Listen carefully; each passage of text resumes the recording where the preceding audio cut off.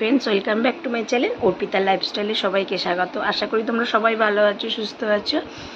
आमिও ভালো আছি সুস্থ আছি। তো আমি বিগত কিছুদিন ব্লগ মানে ভিডিও দিতে পারিনি, কারণ কিছু আমার নিজের সমস্যার জন্য বা কিছু কাজের চাপের জন্য ঠিকঠাক মতন ভিডিও দিতে পারিনি। তো আজকে ভাবলাম না, অনেক দিন তোমাদের সামনে ভিডিও আসেনি, তো আজকে স্টার্ট করি। তো কালকে আমাদের বাড়িতে যেহেতু শিশু ঠাকুরের উৎসব ছিল, মানে ভাতৃসংঘ, তো কাল থেকে খুবই ব্যস্ত ছিলাম। কালকে ভেবেছিলাম একটু তুলে ধরবো, তো শেয়ার করবো, তো পারিনি।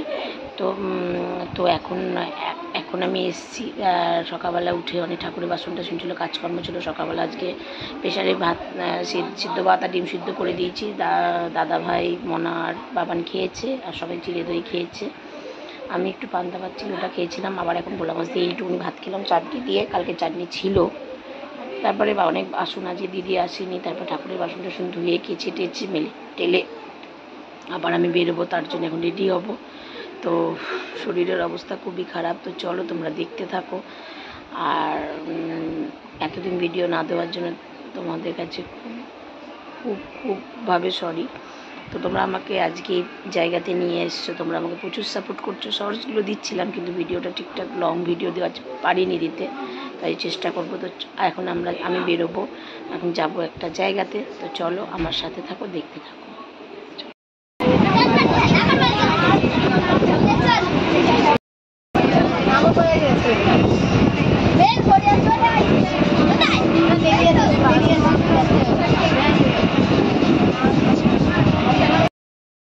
তো আমি দেখতেই পাচ্ছ, আমি খানিকক্ষণ আগে এলাম, এখনও আমি স্নান করিনি। স্নান টান করে ফ্রেশ টেস হয়ে তোমাদের সামনে আমি আসবো, কারণ আজকে প্রচুর ধুলোবালি খেয়েছি। মানে এমন অবস্থা খুবই খারাপ। তো যাওয়ার সময় বনগা লোকালে গেছিলাম, ভিড় ছিল ট্রেনটায় খুবই, সাথে সোমো ছিল, সোমো দমদম থেকে উঠেছিল, আর ট্রেনটায় খুবই ভিড় ছিল।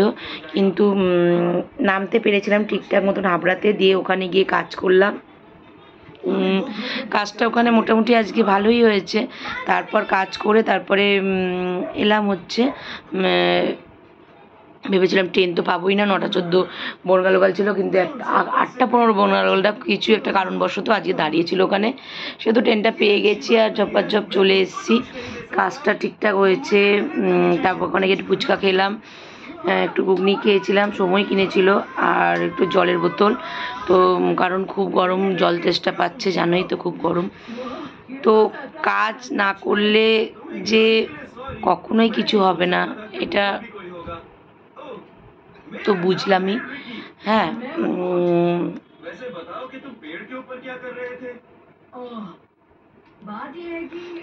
কাজ করতে হবে, যেভাবেই হোক আমাকে কাজটা করতে হবে, কিছু করতে হবে। কারণ বাবানকে ঠিকঠাক মতন মানুষ করতে হবে।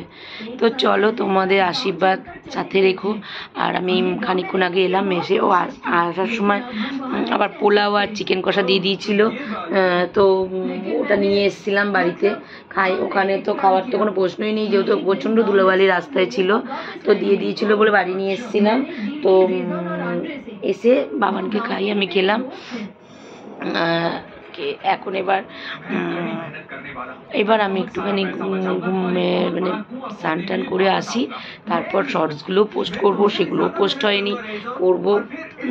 তো চলো তোমরা সাথে থাকো, দেখতে থাকো। টাটা। হ্যালো ফ্রেন্ডস, তো এখন বাজে 12:30। আমার রিলসও পোস্ট হয়ে গেছে, স্নানও হয়ে গেছে। আর আমি শ্যাম্পু করার পরে এই সিরামটা ডিওলজির ইউজ করি। তো এটা অরিফ্লেমেরই, তো ওই সিরামটা ইউজ করি। তো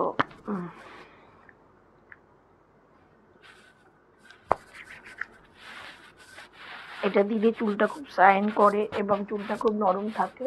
আর আমি যেহেতু মাথায় শ্যাম্পু করেছি, এসে বললামই প্রচণ্ড ধুলো রাস্তায়, তো সেই কারণে আমি এটা নিলাম, ইউজ করলাম, মানে লাগালাম। আর এর ফলে তুমি দেখো আমার হাতে একটু হেয়ার ফল হয় না এটাতে, আর চুলটা খুব সফট হয়ে গেছে, গ্লসি হয়ে যায়। যাই হোক, তো আমার এটা ইউজ করা হয়ে গেল। আর অনেকটা রাতও হয়েছে, এবার আমি শুয়ে পড়বো। শর্টসগুলো অনেক পোস্ট করতে একটু লেট হয়ে গেল।